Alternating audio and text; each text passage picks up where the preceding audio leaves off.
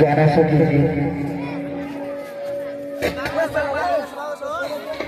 गाड़ी में बोट के और वकील के कोट के आई गांव के हाई रोड के बातें कुछ अलग बा। रिश्ता में सगाई के औरत बिना लुगाई के आई गांव के रोड के धरी धरी हगाई के बात सके ने का शाम के गोनी हती सा मैदान करे हा हा हा हा करत करत तले फचराक जब देखो तो हेतना थाराइल बो दादा हो दादा नजर नीचे को के देखो तो खाली माचा के बिये रे कौन आदमी होता माचा के बिये खा के होगले रे दादा। तो भैया सबसे पहले अपने दिल के डायरी में हमारा नाम पता नोट करो। फेसबुक मेरा आना जाना, यूट्यूब मेरा मकान है, आईएन दारा सिंह के भाई पारा सिंह मेरा नाम है। ग्राम गोठौली, घर गोसौली, थाना गोहरौली, जिला भुसौली, गंदी नाली में मकान, आईएम मच्छर पहलवान। तो भैया हमारा नाम पड़ी रामजी मुरारी, घर बा गोमहरिया, पोस्ट पड़ी पिड़ारी। अरे वो लोग से क्या बताई हमरा पीछे पड़े बरसा 13 गो मोगारी रात भर हमरा को होने वाले बोले रहत रहो। तो जय मां काली भेजी दूध दही के छाली तो कि लोग के लालचा के हम गोप से खाली। तो जय मां चंडी अमो और तोरा से नाम लो तो फिर खड़ा फाड़ दी हो से नहीं खसे आता सुखल गाछ वालों सुखल लकड़ी इन लोग से फोन ना मिले इसे फांसी कहनी हो। तो कहल जल भैया कि हाथी से 1000 दे, हाथी से 1000 दे अब मौगा से 100 दे, हाथी से 1000 दे अब मौगा से 100 दे,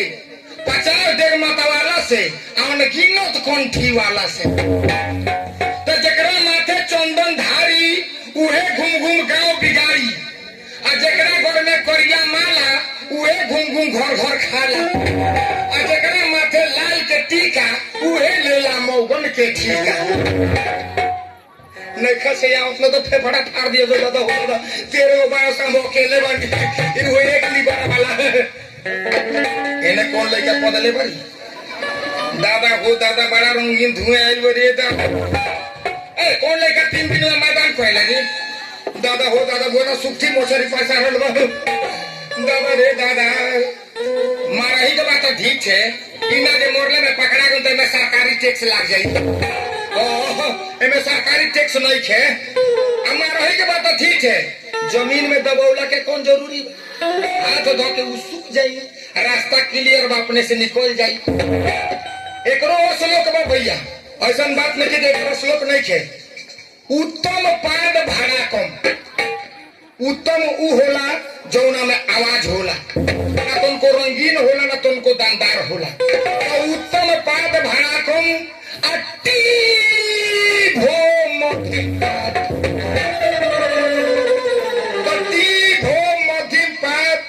ठूस ठुसामी अत्याचारी समझी जहाँ ठू उठा चलता हुआ अत्याचारी होता।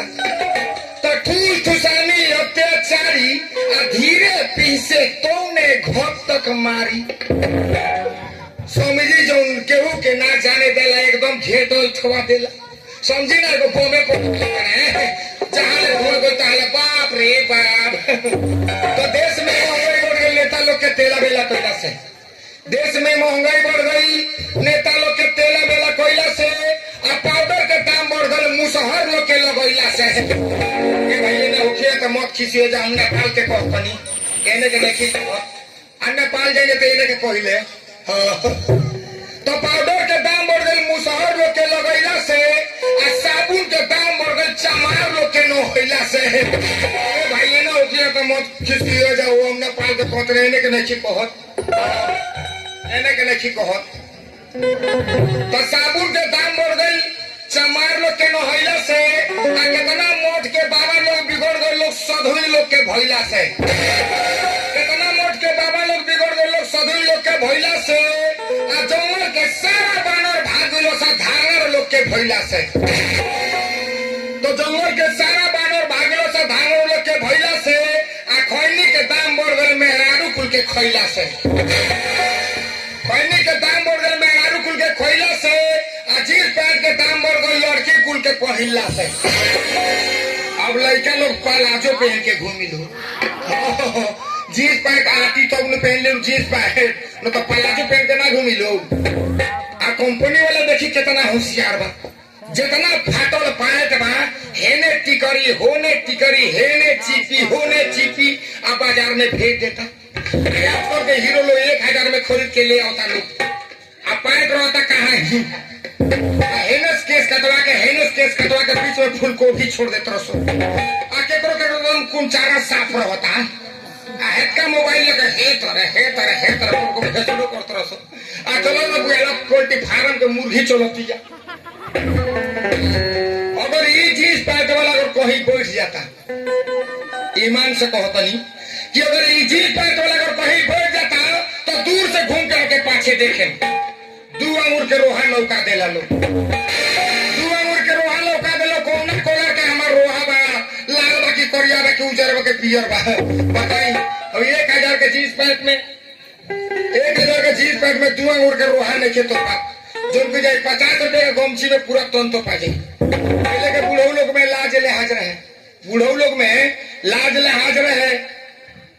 कहीं मेहमानी करे जास लोग तो कहते हैं फटई धोती पहन के मेहमानी करे जा लेकिन आजकल के हीरो लोग तो फटई पैंट पहन के मेहमानी पूरा देश धांग देता लोग तो भैया शादी ब्याह तो हमरो भइल बा तनी मेहरारू से भेंट कइले बहुत दिन भइल बा तनी मेहरारू से भेंट कइले तो बड़ा बढ़िया रहे तो ब्रह्मा जी गाछ लगौले झौआ के ब्रह्मा जी गाछ लगौले झौआ के तो जलम भइल कौआ के आ कौआ लगौलक जब लकड़ी के ओहार तो ले जन्म गइल लोग जात के लोहार आ लोहार लोग जब बनावल बड़का बड़का तलवार तो ले जन्म गइल लोग जात के कलवार आ कलवार लोग जब पोसल लोग बड़का बड़का धुरहा तो ले जन्म गइल लोग लहेरिया तुरहा आ तुरहा लोग जब खेत में लगाओ लोग तीसी तो ले जन्म गइल लोग जात के मिसिर आ मिसिर लोग जब चीनी रहल किंग तो ले जन्म गइल लोग जात के बीन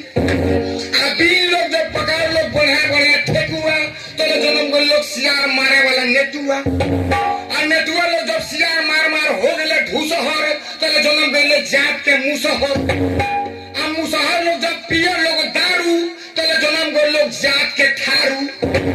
आ थारू लोग जब पी के कह लोग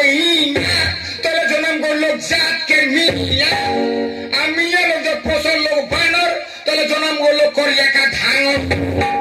धांगर लोग जब खेत जोतल लोग गोहिर तो ले जन्म गइल लोग जात के लोहिर आ लोहिर लोग जब दूध दही खा के फोड़ल लोग हड़िया तो ले जन्म गइल जात के पहड़िया आ पहड़िया कब ना होई हमार तो ले जन्म गइल जात के चमार आ चमार लोग जब ताशा बजा काटे लागल घीरी तो ले जन्म गइल जात के गिरी आ गिरी लोग जब खाए दही चूड़ा बुनिया तो ले जन्म गइल जात के नुनिया नुनिया लोग जब दूध लेवे गइल लोग घुरमी तो ले जन्म गइल लहेरिया कुर्मी एक आधा खाए रहला तो भैया चौथे तनी मेहरारू से भेंट कइली कौन क्वेश्चन बिया क्वेश्चन ना तो भैया एगो गांव में एगो बूढ़ रहले भैया बड़ा खचड़ा बूढ़ रहे केहू के कुछ कह दे केहू के गाड़ी दे दे बस गांव में से एगो लड़का दौड़ आलो बूढ़वा के पोछा से खोद देता तले बुढ़वा 20 गो गाड़ी देलक है तो लड़कवा चुपचाप रह ना कुछ बोललक हो घरे चल गई लड़कवा तो बुढ़ऊ के आदत रहे शाम के खाना खा के 1 लोटा पानी रख के सिरवारी सुते के तो जैसे शाम भइल बुढ़ऊ खाना खा के 1 लोटा पानी रख के सिरवारी सुतल है तो लड़कवा का मन पड़ गेल आई दादा बुढ़ऊ बड़ा गाड़ी देलबा आज हम ओकर उपाय करे अब लड़कवा दौड़ल गइल दुकान में 4 पुड़िया लालका रंग खरीद के ले आई आ चुपके से लाके लोटवे में पूरा झाड़ देला अब भोर भइल बुढ़ऊ उठले लोटा उठौले हर गइले बाद रोडे के कोगरी हड़ाक से बैठ गइले जैसे पैखाना को का पानी लेके जब मारा करे चाचाक से तो हाथ में नजर पड़ अब तो बुढ़वा के शंका हो गई आई दादा शाम के बुढ़े से खा के सुतनी हो अल्लाह लगा माल जारी के धो ले लो अब बुढ़वा के विश्वास ना भई तो ये हाथे पानी लेके मारता चटाक से आधे तक आई दादा अरे दादा ये किंग माल जारी धो ले दादा हो दादा खून डायरेक्ट हो गइल रे दादा तो बुढ़वा दौड़ घरे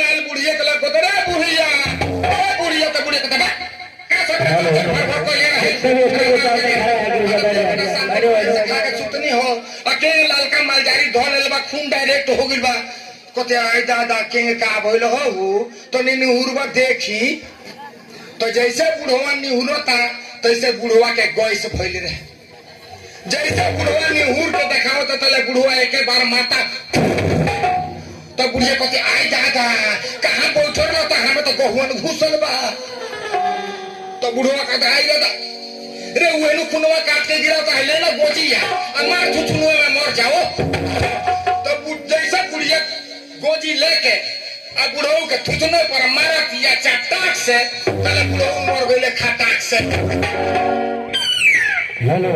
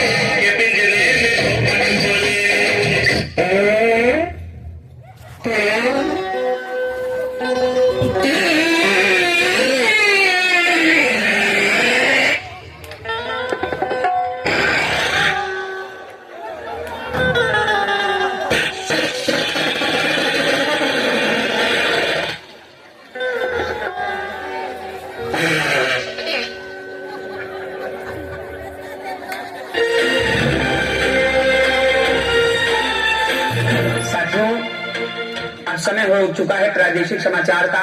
इसलिए आप लोग अपनी अपनी घड़ी को मिला लीजिए कि इस समय हमारे रेडियो की घड़ी में कितने बजकर कितने मिनट और कितने सेकंड हुए हैं। साथियों, इस समय हमारे रेडियो की घड़ी में 30 बजकर अपराध मिनट और दंड सेकंड हुए हैं। समय हो चुका है झूठी स्थान से प्रादेशिक समाचार पेश करने का। नमस्कार। मीडियम में 448.4 सेल्सियस पर एक आकाशवाणी झूठी स्थान है। अब आप प्रादेशिक समाचार सुनेंगे। मुख्य समाचार। आज दिल्ली से मुंबई जाते हुए हावड़ा एक्सप्रेस अचानक एक मच्छर की लपेट में आ जाने से गंभीर रूप से दुर्घटनाग्रस्त हो गई है, जहां पर बचाव कार्य जारी है। जिंदों को दफन कर दिया गया है और मुर्दों को सरकारी अस्पताल में भर्ती करा दिया गया है। और आज काशी स्मशान घाट से एक मुर्दा 75 कुंटल लकड़ी लेकर फरार हो चुका है। पुलिस को उसकी तलाश है। जिन किसी सज्जन भाइयों को वो मुर्दा दिखाई दे, अपने नगर के कोतवाली में तत्काल संपर्क करें। संपर्क करने वाले को 500 रुपया पर माह टैक्स देना होगा। सन 2023 इस नए वर्ष की खुशी में दिल्ली मेट्रो रेल का नया ऐलान। बिना टिकट चलने वाले को पकड़े जाने के बाद 5000 का नगद इनाम। और आज कश्मीर के कुछ इलाकों में ज्यादा गर्मी पड़ जाने से वहां की मुर्गियां उबले उबले अंडे देने लगी हैं। एवं कश्मीर के खास तालाब में आग लग जाने से तालाब की सारी मछलियां उछल करके पेड़ पर चढ़ गई हैं। लगातार 75 घंटों तक पेट्रोल का छिड़काव किए जाने के बाद आग पर काबू पाया जा सका है। बताया गया है कि आग लग जाने से तालाब के ठेकेदार को लमसम 9 लाख रुपए का फायदा हुआ है। और आज किसानों ने आंदोलन करके अपने अपने रोड और चक रोड को जाम रखा है। उनकी मांगे है कि हर ट्रैक्टर में पंख लगा दिया जाए ताकि हमारे किसान भाई शान से सुरक्षित खेती आसमान में कर सके। मुर्दों ने भूख हड़ताल जारी रखा है। उनकी मांगे है कि हर कब्रिस्तान में कूलर और एसी लगा दिया जाए ताकि हमारे मरे हुए पूर्वज अपनी मौत की नींद चैन से सो सके। क्रिकेट यानी खेल समाचार। आज इंडिया और श्रीलंका के बीच में खेला जा रहा ओलंपिक क्रिकेट टेस्ट मैच गोलगप्पे को लकड़पट्टी में तड़तड़मार प्रतियोगिता के अंतर्गत इंडिया ने श्रीलंका को एक ही बाल में ऑल आउट कर दिया, जहां पर श्रीलंका के खिलाड़ियों ने पहली पारी में टॉस जीत करके बल्लेबाजी करने का निर्णय किया और 36 ओवर में मात्र 3 रन का स्कोर खड़ा किया। साथ ही साथ मौसम की जानकारी। प्राप्त मौसम समाचार के अनुसार हिंदुस्तान के चारों महानगर दिल्ली, मुंबई, कोलकाता, चेन्नई में कहीं कहीं दिन में तारे नजर आएंगे। सूरज रात को 12 बजे दिखाई देगा। 2 बजे रात चांद और तारों की बारात निकलने की संभावना है और सुबह 4 बजे गर्म रसगुल्ले की बारिश होने की संभावना है। इच्छुक रसगुल्ला खाने वाले व्यक्ति अपने प्रेमियों को फैलाकर सोने का अभ्यास करें। हो सकता है कौन सा रसगुल्ला आपकी मुख की प्रतीक्षा कर रहा हो। आसमान में धूल उड़ेंगे, धरती पर बादल छाए रहेंगे। मौसम ज्यादा खराब होने के कारण पर्वतीय इलाकों के लोगों को सावधान किया गया है कि लोग सावधान रहे, बदतमीजी ना करें, चोरी डकैती ना करें, नहीं पकड़े जाने के बाद उनके ऊपर जूता और चप्पल बरसने की संभावना है। इसके साथ साथ समाचार बुलेटिन समाप्त हुआ। कल हम 12:05 पर फिर ले जाएंगे। तब तक के लिए नमस्कार। स्वागत करें। बाल संस्कार सांस्कृतिक कार्यक्रम